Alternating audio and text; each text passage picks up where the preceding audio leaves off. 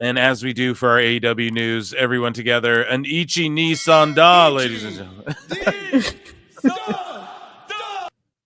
Okay, good. So this is a little bit of AEW / like indie news. So I saw this on Instagram. Okay, 8.5K views on this too. Wow.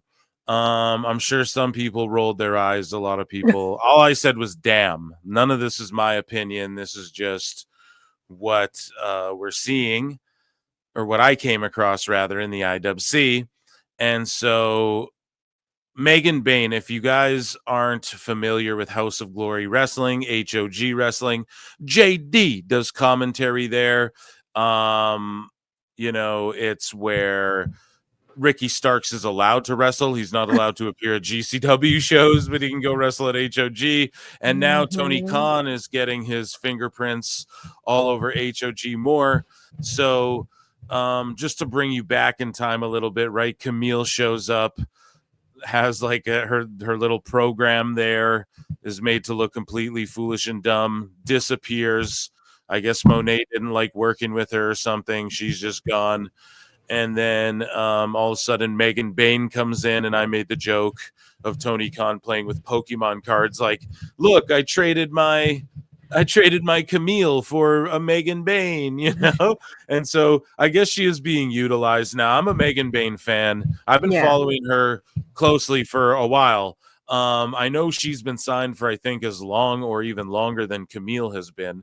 Now, I brought that up to Eric Bischoff on his show. I had asked him that, and he's like, I'm not going to be the pot calling the kettle black on that one. He's like, I had fucking people sitting at home too. He's like, but yes, it's not the wisest choice, if you will, right. Pun intended. So anyways, though, fast forwarding, we have GCW. I mentioned it earlier. They're out drawing AEW shows. Ticket wise, we have TNA's got all this momentum. HOG's in the mix. Like, they're putting on really good shows. People are into them. House of Glory Wrestling.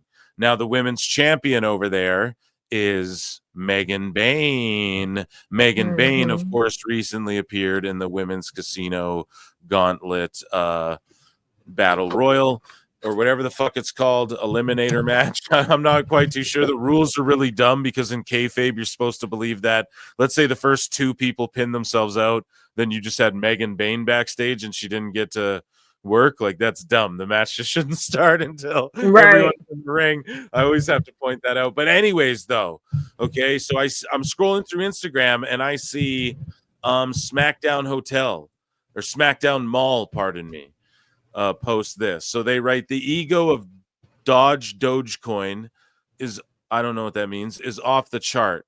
Do they mean, is that maybe that's their nickname for Mercedes Monea? Is off the chart. Megan is AEW's newest female talent and the current women's champion for HOG. Sasha really can't let any women in AEW have any shine. So it's announced Mercedes Monea is wrestling on the indies for the first time since 2012. Fightful Select has confirmed. March 15 at the NYC Arena for HOG Wrestling. HOG sent the following. Mercedes Monet comes to HOG on March 15 in NYC. First indie appearance since 2011. But then up here they said 2012 for some reason. So then you scroll along, and the current HOG champion is Megan Bayne. She's held the title for almost 200 days. We know Monet's doing her belt collector thing, because Tony Khan fucking 5 stories in his chamber. One of them is a belt, people collecting belts. And then you see this graphic here. Megan Bayne is all elite. And then you see her here holding her title. And she's got size. She's just got something about her. The look, the way she never smiles is hilarious. She works with men, women, whatever. She's a great hand if you've been following her for a while. But I tend to agree. Like, Monet's just going to show up there and scoop up the thunder. I feel like no. Like, she's just showing up here and is going to win this title. I think it's quite obvious, especially because, this is a huge deal for HOG Wrestling. Like, they get to announce and promote Mercedes, as you can see with this ad here. I'm not going to play the music, the CEO, and get pulled down from YouTube or whatever. However, I want your thoughts because I know you got something to say about this. What are your thoughts on like Megan Bayne and Mercedes overall? And then your thoughts on this situation where it's kind of obvious she's about to go become Mercedes 5 belts here. I hope not. When I went to the GCW show last month, Megan had a match with Atticus Cougar. Is that Kogar? Atticus Kogar, yeah. That was a match. That was definitely a match. Enjoyed it. So I got a chance to talk to her really briefly at the meet and greet after the show. Now I would say me and us Megans, we are pretty tall women. So me and Megan is about the same height. Okay. She's a specimen. Like she is built. Oh, I'm sorry about that. How tall is she? The CEO just blaring through the How tall is she though, roughly?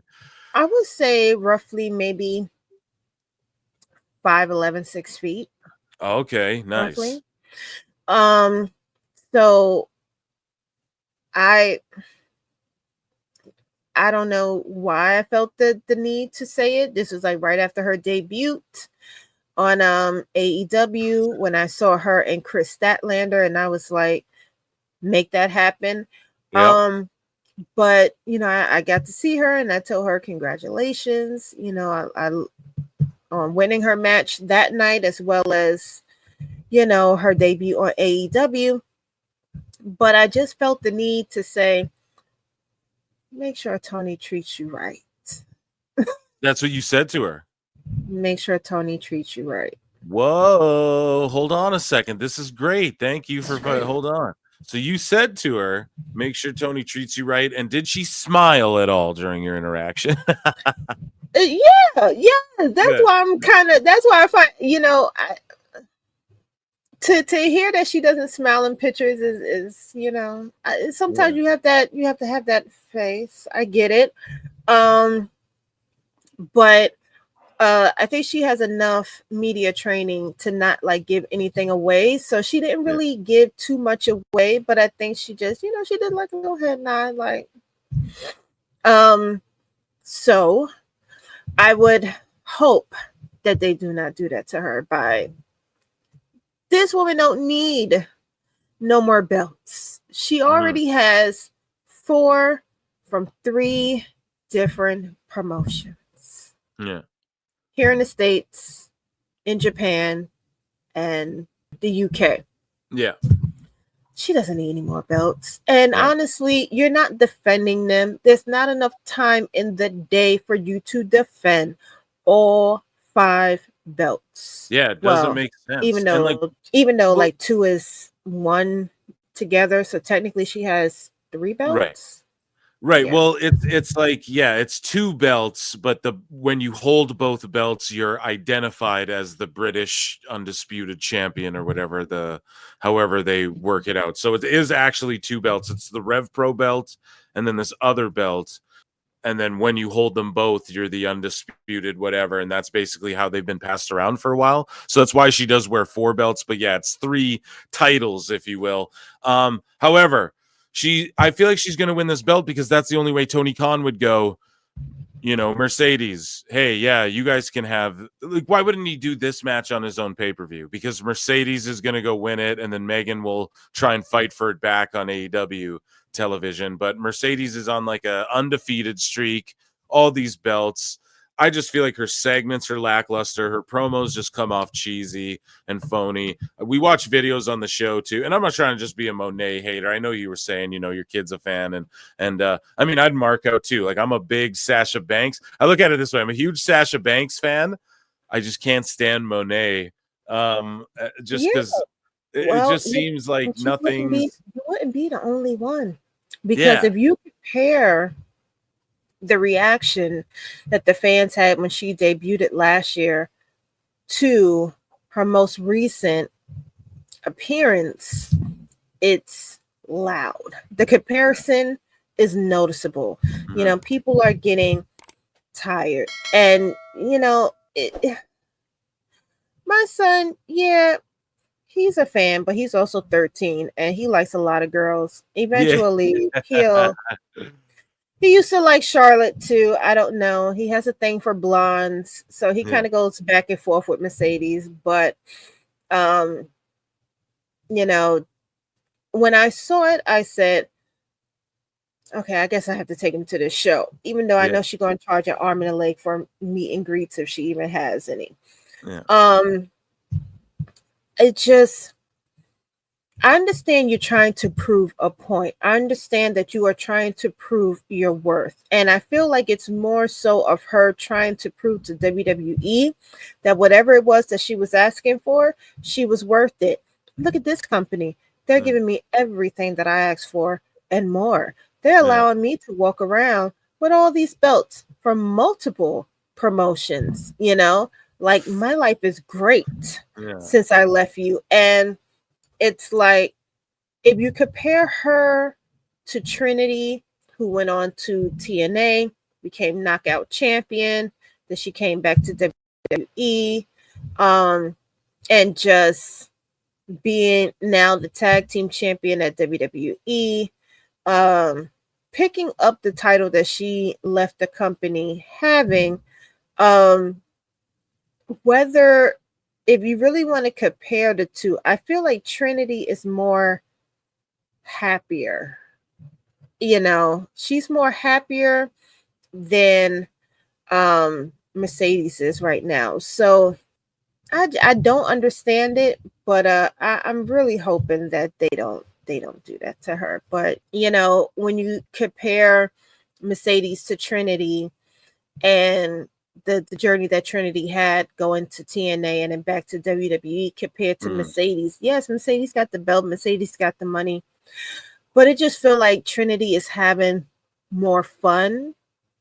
You know, she gets to have the title that she once had. She gets to be a tag team champion with Bianca. Every time you see them two together, they look like they're having a great time. Yeah. You know, she just seemed genuinely more happier than Mercedes is. Now, maybe Mercedes is happy. Maybe the attention and the belts and being the highest paid woman and wrestling makes her happy. To each his own. Yeah. But you know, it's like at some point, Mercedes, you're going to overstay your welcome. At some point, you're going to isolate yourself from all of the women in the division with you. They're not going to want to work with you. They're not going to want to wrestle with you. And you are going to be the definition of being at the top is lonely, because you will be by yourself. Yep. You're isolating yourself as is. So, you know, I know they haven't mentioned what belt or what match she's going to have. I think it's like you said, it's pretty obvious what match is going to be and who is going to be against. But, you know, I just, in my personal opinion, I just feel like Mercedes is really doing her best to portray as someone who is secure within herself. I don't think she's very secure within herself. I don't think she's very secure within her ability to just be without having to flex whatever power she has. I feel like she's not a happy person.